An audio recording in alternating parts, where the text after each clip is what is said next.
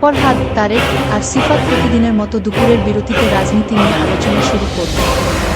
ফরহাদ, জামাত ছাড়া দেশের ভবিষ্যৎ অন্ধকার।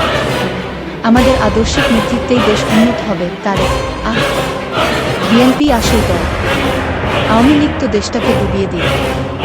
সিফাত, দুইজনের দিকে তাকিয়ে আজকে মনে হচ্ছে বিএনপি ভালো। ফরহাদ, আরে না, জামাতের মতো আদর্শ কেউ দিতে পারবে না।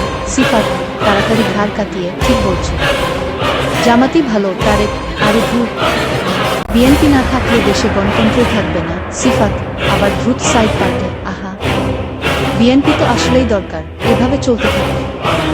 হঠাৎ এক পর্যায়ে দুইজন একসাথে চিৎকার করে উঠল, ফরহাদ ও তারেক, তোকে আমরা বিশ্বাস করতে পারি না।